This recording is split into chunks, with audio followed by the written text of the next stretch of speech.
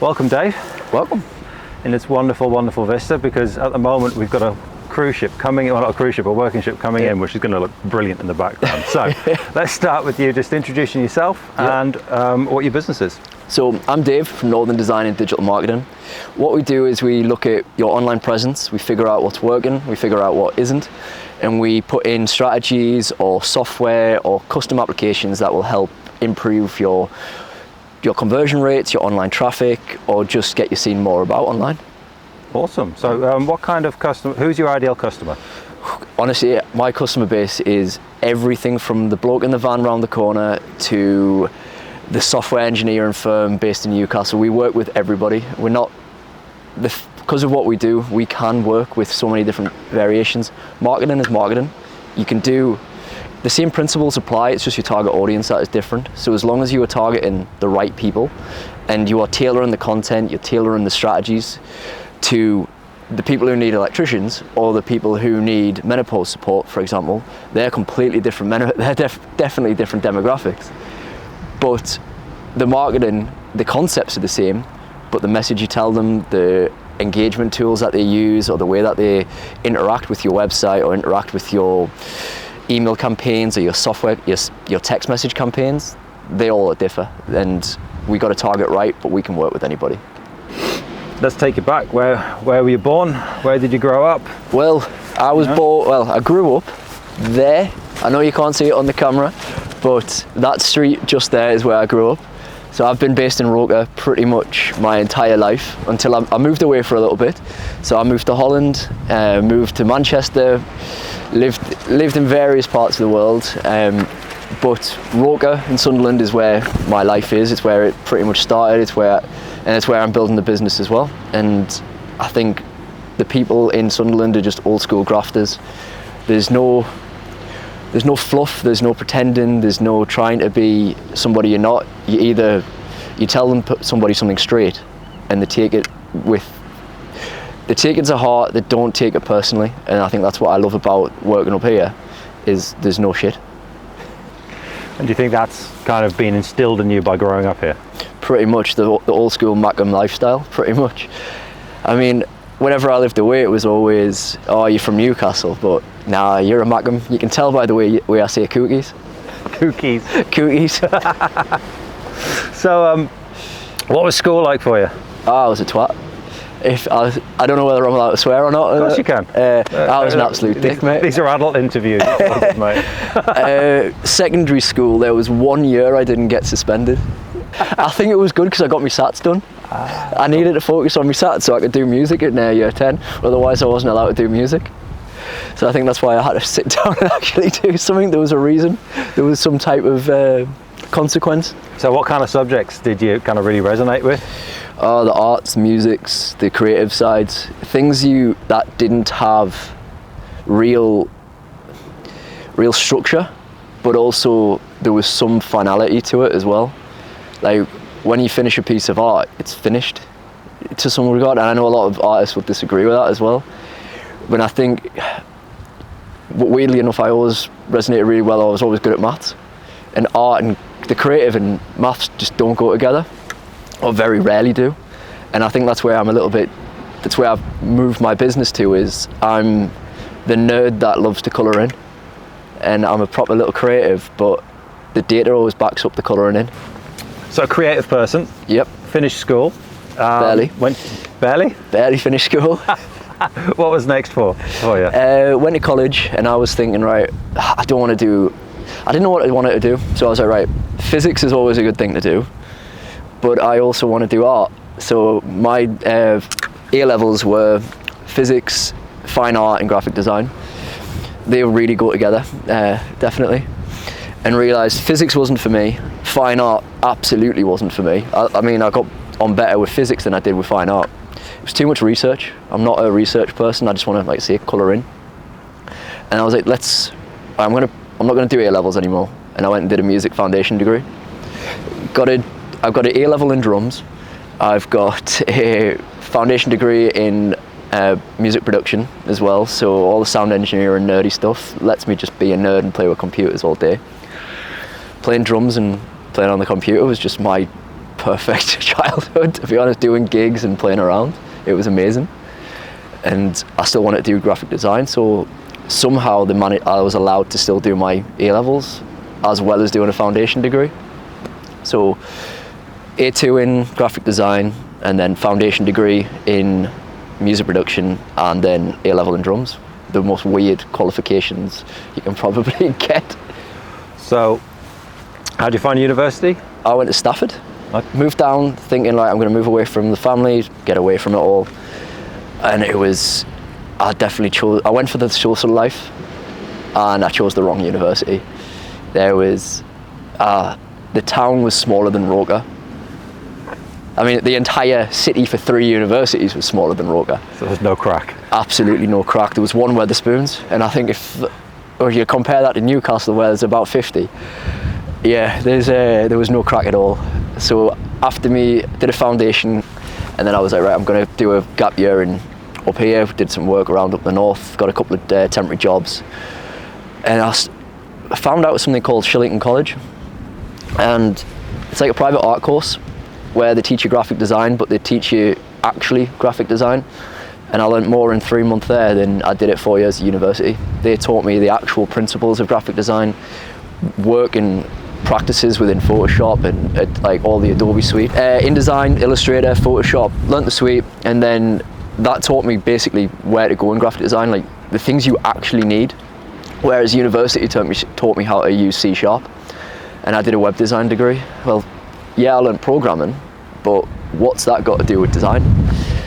And I was like, right, I'm going to go finish my university degree up here, move back to Newcastle, and that was me. Got my degree and ended up finishing with a 2-1. It was all right, but I don't think I've ever touched anything in my degree since. I think an apprenticeship is the way forward. Getting in-person practice, getting actual experience within business, that taught working when I got my job, that taught me more than anything university ever did. Left uni with an amazing, fantastic job in Amsterdam, and finished uni, hopped on a boat, and that was my first job. So what was that job in Amsterdam? So I worked for a hotel chain. They were called Citizen M Hotels. I think they're called Another Star now. They just got bought out by the Marriott. Absolutely fantastic place to work. Their taglines, the things I learned from my director. He taught me the value of copywriting, the value of brand, the value of tone of voice, or even just personal brand himself. He had his own personal brand. You could tell it was him walking by his shoes or by who he was. And some of the taglines that the company came out with for the hotel was like free movies, free Wi-Fi, free porn. This was when like Wi-Fi wasn't even a thing, where you had to pay for Wi-Fi at hotels. One of the ones I got to do was our rooms are soundproof so you don't have to be. That was our Valentine's Day campaign. It was the things I got to do, the things I got to design, and living in the middle of Amsterdam was just 3 years there was fantastic. Personal brand, I mean, obviously you know Howl Media, the shoes, they just that you know it's him by his shoes. Or there's a few people, like I think there's a couple of agencies who they have a particular type of hair, or he has a particular jacket that he wears every day and you know it's him by his jacket. There was a bloke who was when we used to go drinking in town, there was a bloke who always wore a suit, and he was the most down-to-earth bloke you'd ever meet, but everybody knew him. Everybody wanted to be his mate, and yeah, I think that it instills something on you. Just knowing brand is brand, you got to be you, and you got to stand out and be who you are. We're not in Amsterdam now, so nope. Obviously that job came to an end. Absolutely. What happened next? Ooh, I came home, and this is where things started to take a bit of a downturn, to be honest. I left uni being this arrogant, cocky designer, working as pretty much the sole lead designer for an international hotel chain. And I was the most arrogant person ever, thinking I knew I was God's gift to design. I came home, I got a job at an agency up in Newcastle. Being cocky as I managed to blag it, I got my arse handed to me. I was shit. I could design in one colour, one brand, and that was it. I knew Citizen M's brand, but I couldn't do anybody else's, and I couldn't design websites, I couldn't do it. I just was nowhere near as good as what I thought I was. I didn't last very long at that job for obvious reasons, and it was just 2 years of grafting, working nights, working days, trying to get myself another job. I used to work as a nightclub photographer just to pay the bills. And then at one point I knocked on every single door in Newcastle, every agency, with a custom made jewellery box with my CV in it, like a little cardboard jewellery box, a bag of jelly babies, and a 36-page A6 booklet with my CV printed on it. Knocked on every door and went, can I have a job? I knocked on 40 something agencies in Newcastle, and I managed to finally get one, and that job taught me so much again. One of my favourite quotes from that job was, if you can't dazzle them with diamonds, baffle them with bullshit. My old design director, he taught me that, and it's so true, because there's rationale to the design, but you've still got to dazzle them with the diamonds. And you can back it up as long as there's research and rationale behind what you do, because there always is in design, but you've still got to make it look good. And you can't dazzle them with diamonds, baffle them with bullshit. Yeah, that was a great job. I learned so much there, but working 9 to 5 or 8 till 6, and then Fridays, Saturdays and Sundays working 7 o'clock at night till 4 in the morning, it kind of took it out of me. But it was the only way I could pay the mortgage. It was the only way it was hard, let's put it that way. 60, 70 hour weeks, freelancing on the side of that as well. But it taught me so much. It taught me how to speak to people. Like, when you're working in a nightclub dealing with absolutely mangled people trying to sell them keyrings, you learn how to sell, you learn who to talk to, who not to talk to. You can tell by people's body language straight away whether they're going to be a dick or not, or whether they're going to interact with you in a good way, whether they're going to buy something, whether they're going to, or just even have a bit of banter. And that's most of it. It was just a bit of banter. And the things I've seen, the sights I've got, like the stories I've got from working nights, it's just insane. But that taught me so much. I loved that job. Like, it was tiring, but I absolutely loved it. But it wasn't sustainable. No, I mean, obviously keyrings was a dying job. It taught me photography though. So I started out just selling keyrings and trying to sell, and then moved into actually learning how to do photography and taking good photos. The funniest anecdote was always the stag parties, who had the vain muscly stag parties. I could make about 40-50 quid a minute off those blokes, because they just wanted keyrings of themselves. It was always like hen parties as well. The mother of the bride was always like so uptight, and then the mother of the stag, who was there invited, I'd just go to the mother of the bride going, oh well, she's not going to buy any, so the mother of the stag would, and try to show off, and I'd just get the whole. You just got to be a bit cocky, but it worked, and it taught me photography. It taught me social skills, literally thrown in the deep end of how to deal with people at their worst in a way, or even at the best, and it was hard. What was the driver for you? What made you decide, I'm going to work for myself? Yeah. So I worked in agencies for a few years after leaving the keyring jobs and after working nights, and I've seen the same things.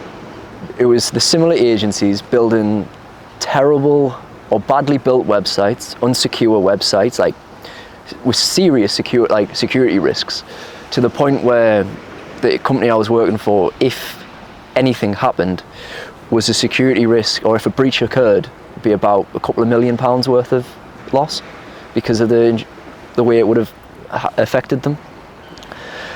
And it was just the same things: too much money, too much overselling, and just not delivering on what they've sold. And it's like, I don't want to do that. I just want to give something good. I want to work with good clients and people who trust me. And one of the clients I've got at the minute, I always tell them, I'll send you a quote, I'll tell you this, and like, Dave, just do what you want. I'll pay you, just do what you want. The pays before I've even told them what I'm doing.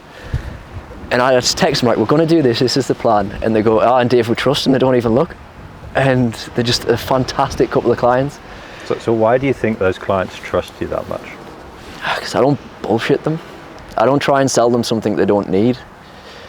Obviously it's a job at the end of the day, and I've got to make money. But I'd rather sell something that somebody wants and somebody actually needs.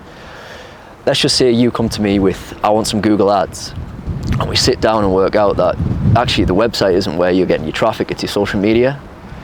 And it's not the traffic, it's not the social media, it's actually the photography that you're doing that's bringing it in. So you need more photos. I'd say, look, don't use me, use this photographer here, because he's much better than I am, and he'll do what you actually need for the business. That builds the relationship with the clients, and that builds trust with them as well, that they will recommend me to other people, and then they will come back to me when they actually do need the services that I can apply, or marketing, or something along those lines. One of my clients, Dale, he's a racing simulator, does amazing, like, immersive tech, to the point where you feel like you're actually driving around Le Mans. Well, I told him to put me on Le Mans straight, like the old one where it didn't have the curve. He put us on the curve one where it's got the new, and I crashed straight into it. He come up behind us and just knocked us on the back. What the hell are you doing? You can drive better than that. I'm never getting in the car with you. It's that banter, that trust, that laugh you can have with your clients. And that is what I want. It's friends. Business isn't about business in a way. I don't want to just sell the same service on repeat and have like some type of SaaS system where Dave is a service. I want people I can get on with, have a laugh with, and trust. And then I give them work and I sell them. Working freelance it's so hard. Working on your own, it's really hard, and you need to have that connections with other people to then you build your network in a way of like an agency. You're working with all these other people who you can just rely on to come and jump in and work on projects with you, people who you can trust. What's a digital design and marketing company look like in 2026? What are the tools that you use? Digital design, God, it can be. I'm the jack of all trades, master of none, better be a jack of all trades than seldom of one. I like having a good quote here and there. Design will always be that colouring in. It will always be concepting, sketching, pulling the right things and brainstorming ideas. You can't not do that. Like, where do you get your ideas from is the most important part. And design, you can be the best person in Photoshop in the world, but you could be absolutely crap at the concept and not know what goes behind it and the research that goes behind it. But it's always in 2026, like, it's software is because people are becoming software agnostic as well. There's a lot of people ditching Adobe, moving towards things like Figma or DaVinci, or moving away from Premiere to DaVinci, or moving away from Photoshop and Illustrator to Figma. And these things, people need to learn the concepts behind it and the concepts behind design, and literally the sketching and drawing on a bit of doodling on a piece of paper, that'll never go.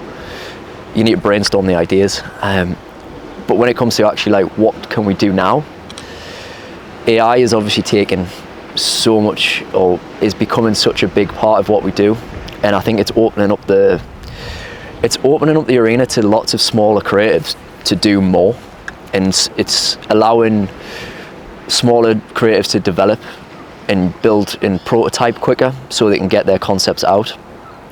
Whether that's good enough, probably not, because vibe coding, while it's amazing, isn't fully there yet. However, with Claude Fable that's just came out, oh my god, that is just unreal. It can build. Right now I've got Claude building things for me in the background. I've got it sorting out my tax. I integrated an API with QuickBooks the other day just to sort out my tax, and I just tell Claude what to do and it automates my whole process for me. And it's speeding up time. AI isn't there to kind of like replace jobs, but it will be a big part of everyday life going forward. I think where we are with AI now is where we were with social media about 10 years ago. We need people who can break it, play with it, figure out what works, figure out what its best use cases are. We don't know that yet. We've got AI doing videos and deep fakes and things like that, which are terrifying.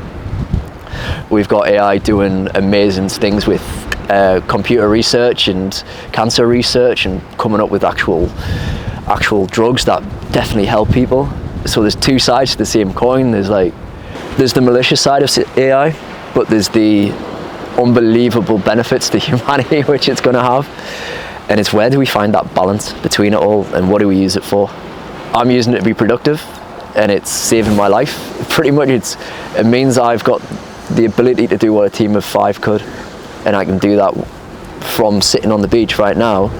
I've got an AI that'll be texting me research of my competitors right now, and it's telling me new starters, new businesses in the world, new creative agencies that are popping up in Newcastle, new AI researchers to try, or even blog posts that my competitors have posted so I can do one better. I've got trackers on people, oh that sounds dodgy, I've got trackers on businesses that tell me what they're actually up to, so I can keep up to date with what's going on in the world. Or even just a simple one, I get a text every morning, what networking events, like where to go, have I got time, 2 hours today, oh there's an networking event around the corner, let's just go there and see what we can do. AI can help you in everyday life. Why is it what you do still so important, and why is your process still better than just giving it to AI to do? I've got another great quote for that. I can't remember where I read it, but what was it? AI will never replace a designer or a software engineer because a client can never accurately describe what they want. A client has got to understand the brief. One of the great jobs of being a designer, or like working with people, or working in marketing, is understanding what they want, understanding what they need, understanding the demographic as well. And I can go to AI now and say, make me a logo for I'll give you the example of the menopause company, for example. Go and make me a menopause logo, and it'll come up with this generic pink, some type of medical style logo brand. And while that would work, it wouldn't be unique to what they are or who they are. So going back to Menopause Medical, they're a luxury menopause clinic that's all about personal care, like really like in-depth, high-end menopause support. So we went with dark greens, we went with like diamond shapes, we went with gold. Like AI would never have come up with all that unless you prompted it to know, you knew that yourself, and you knew what works for that brand. You knew the colour theory behind it. But then again, going back to it, arguing with myself here, you could use AI to learn that. You could ask AI what works for colour theory, tell me about the brand, and tell me who they are, and it'll come up with ideas. It's a great ideation tool. It's a great way to spitball and just map out quick ideas and see what would work and what wouldn't. And then you finalize it, you make it better, and you do the things that you can do on it at the end. It's not going away, and it will get better, and it's getting scarier, and I love it. Do you think everybody needs to kind of embrace AI, or do you think that a lot of people will come to you now because they just don't want to? They want somebody who knows what they're doing to do it for them. It's going to be both. Everybody needs to embrace AI in some form or other. And going back to that social media example, we've got a huge industry of social media managers. There will be a huge industry of AI practitioners that will help implement systems and softwares, but there will always be people who will do it themselves. Everybody needs to use AI in some form or other, because it will help the business and it will help where they are going. A Sparky can use AI to help manage their diary and manage their driving, and I've got a gas engineer as a client. We use AI to manage their route tracking and route planning, and it tells them where to go and do their job distributions. And that's a job distribution pack every week, based on AI, based on who they are, and based on where they've actually stopped the day. Oh, we stopped in Fleet. Okay, now we need to go up here next, we need to go here next. AI can understand that. And essentially AI is just a bit of software engineering. It's just software at the end of the day. As long as you do it right, program it right, that's it. I can deliver so much quicker than I ever used to. For brand guidelines, I can build a brand guidelines document like in a interactive HTML style guide quicker than I ever could, because I don't have to handwrite the code. And I hate handwriting code. Now I can design it in Figma and then publish quicker, or I can design it in whatever software I want. I'm going down the open source route at the moment and moving all my systems to open source, and I'm moving away from paid monthly SaaS products, and AI is supporting me on moving from them platforms. So moving from Google Drive to a local NAS, helping me transfer files and doing it in the right way. AI is teaching me how to do that, rather than paying for an actual cybersecurity guy or an IT engineer. As a nerd, I can learn it myself. And AI will help you or it will hinder you. It depends on how you use it. And I know a lot of people like kids these days at the minute are just letting it do assignments for it. But I don't think that's how you should use it, and I don't think it should be banned from schools either. I've learned so much from AI just by asking questions. I can ask anything and it'll help me support, or it'll help me understand the logic behind it, or explain it like I'm 5. I can just say explain it and it will. And it's just how you build on all of these tools. You learn from it. You ask it questions like a teacher, as long as you don't rely on it and check your references.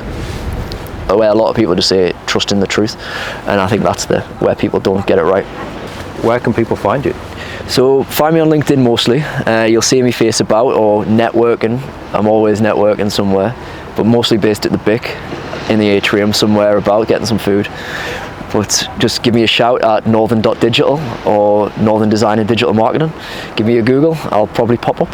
Awesome. Thank you very much, Dave. Yeah, thank you, appreciate it. Quality.